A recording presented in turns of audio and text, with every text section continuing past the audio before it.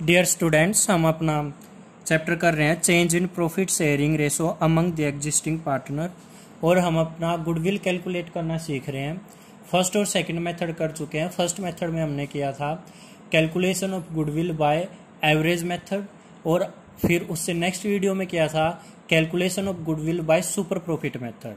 आज हम जो अपना थर्ड मेथड स्टार्ट करने जा रहे हैं वो है कैपिटलाइजेशन मेथड। ये क्या है, ये भी टू पार्ट्स में डिवाइड आगे। एक तो है कैपिटलाइजेशन ऑफ एवरेज प्रॉफिट और एक है कैपिटलाइजेशन ऑफ सुपर प्रॉफिट। ठीक है, तो आज हम ये करते हैं पहले कैपिटलाइजेशन ऑफ एवरेज प्रॉफिट। देखिए बेटा, पहले कैपिटलाइजेशन का मतलब समझ लो।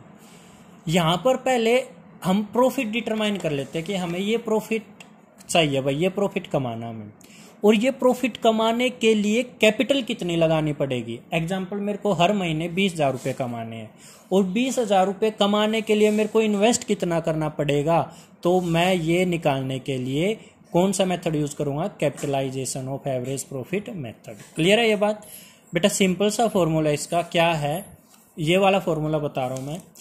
इसका formula capitalization value of average profit निकालना मेरे को।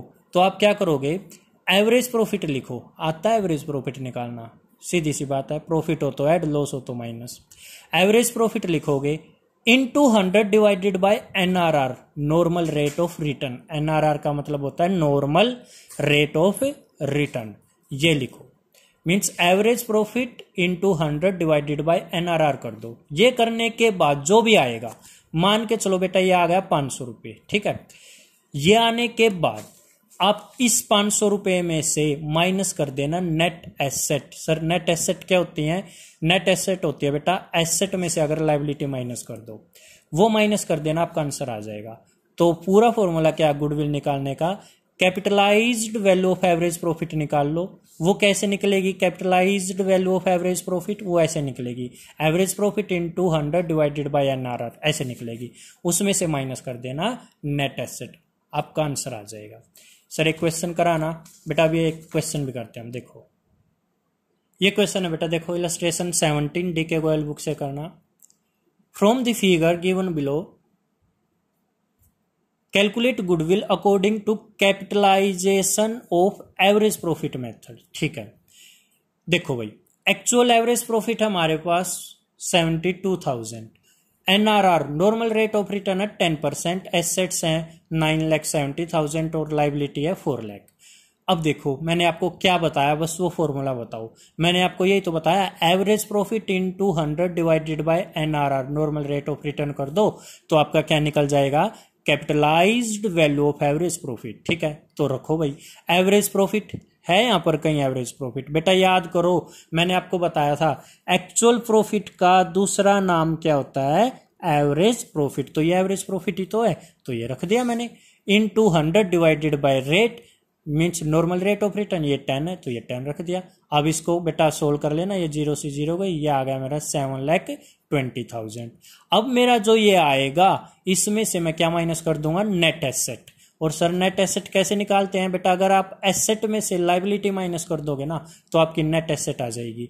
और नेट एसेट का एक और नाम होता है, एक और क्या, दो नाम होते हैं नेट एसेट का। एक तो नाम होता है कैपिटल एम्प्लॉयड, आपको पता होना चाहिए, और एक और नाम होता है कैपिटल इन्वेस्टेड। ये दो नाम होते हैं इसके। ठीक है, चलो तो देखो फॉर्मूले में क्या लिखा हुआ है, कैपिटल एम्प्लॉयड ही लिखा, कोई बात नहीं, हमें पता है कैपिटल एम्प्लॉयड क्या होती है, नेट एसेट।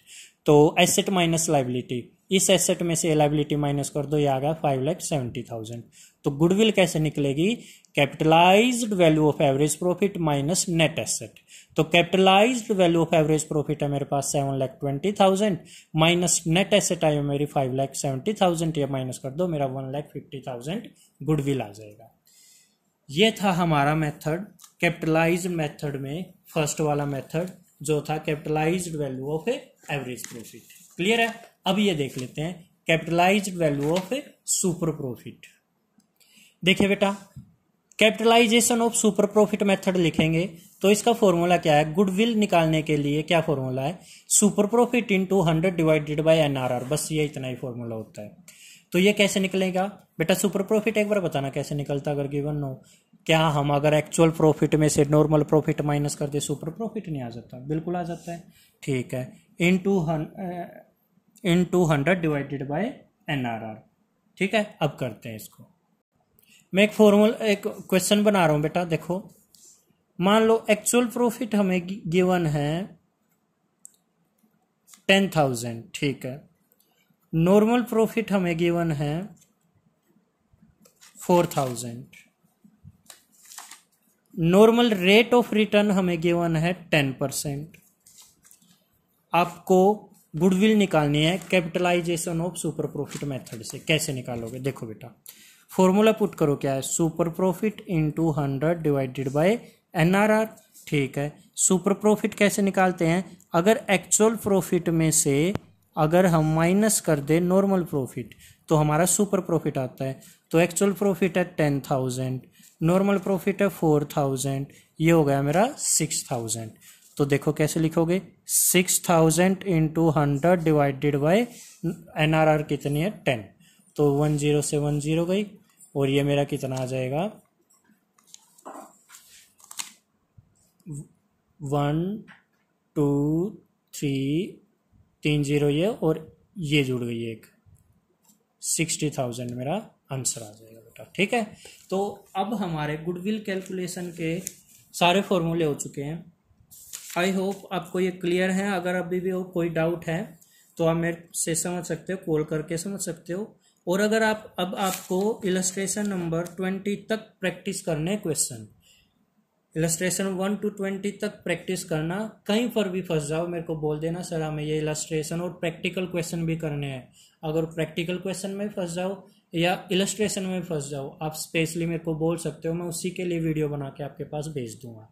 बट आपको पहले ट्राई करने हैं। जब ट्राई करोगे फंसोगे, और जब मैं वीडियो बना के भेजूंगा तब ज़्यादा आपको समझ में आएगा, अदरवाइज कम समझ में आएगा। ठीक है, और नेक्स्ट वीडियो में हम अपना कैलकुलेशन सीखेंगे, कैलकुलेट करना सीखेंगे गुडविल की। जब कौन सा केस करेंगे? When there is change in the profit sharing ratio among the existing partner. अगर ऐसा केस है तो ट्रीटमेंट क्या होगा गुडविल का, हम वो सीखेंगे। चलो वो नेक्स्ट वीडियो की बात है, नेक्स्ट में देखेंगे। आज के लिए आप इतना ही कर लो। Thank you and have a nice day.